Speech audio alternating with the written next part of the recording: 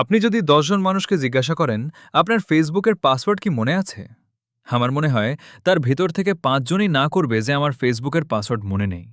তার কারণ দেখুন, আমাদের ফোনে কিন্তু ফেসবুক অ্যাপটা ইনস্টল করা থাকে।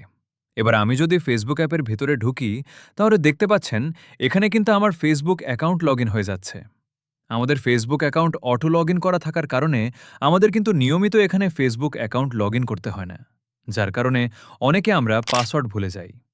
আজকের ভিডিওতে আপনাদেরকে দেখাবো, যদি আপনি পাসওয়ার্ড ভুলে যান তাহলে সেটাকে কিভাবে আপনি চেঞ্জ করতে পারেন বা কিভাবে আপনি রিকভার করতে পারেন।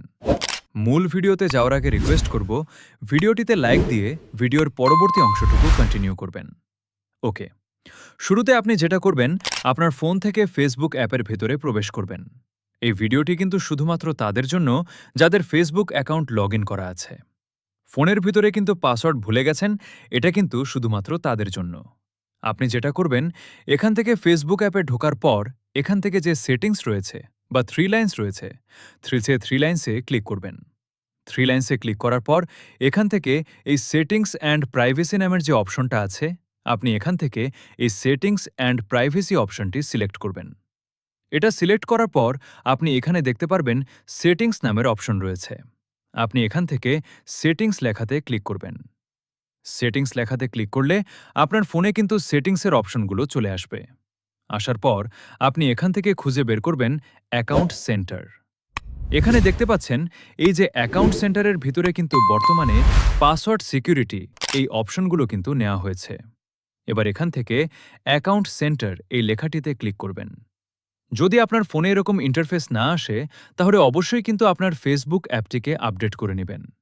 অ্যাকাউন্ট শুরুতে এইখানে রয়েছে চেঞ্জ পাসওয়ার্ড নামের একটি অপশন।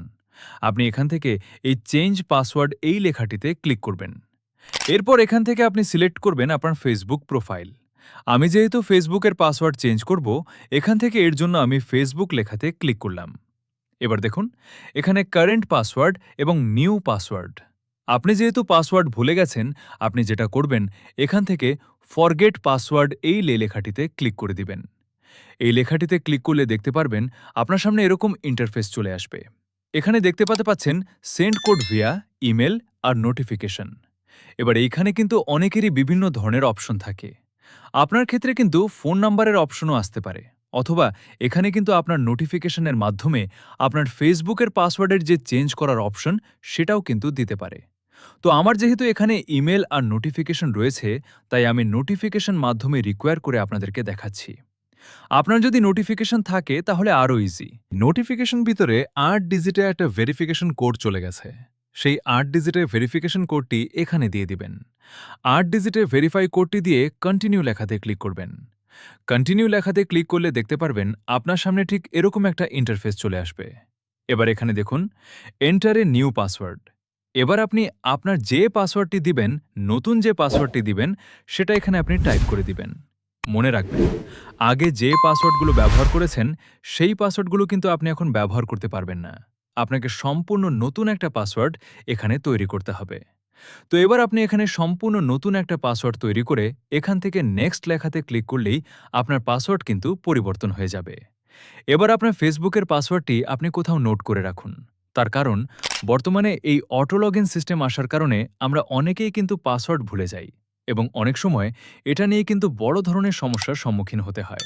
তার কারণ ফেসবুক সোশ্যাল মিডিয়া বর্তমানে কিন্তু আমাদের সাথে ওতপ্রোতভাবে জড়িত। এখানে অনেকের বিজনেসও জড়িত থাকে, এবং অনেকেই কিন্তু প্রফেশনালভাবে ফেসবুক ব্যবহার করে থাকেন। তাই পাসওয়ার্ডটা কিন্তু খুব জরুরি। এটাই ছিল আজকের ভিডিও। ভিডিওটি কেমন লাগলো কমেন্ট করে জানাবেন। ভালো লাগলে বন্ধুদের মাঝে শেয়ার করবেন। That's it for now. Take care.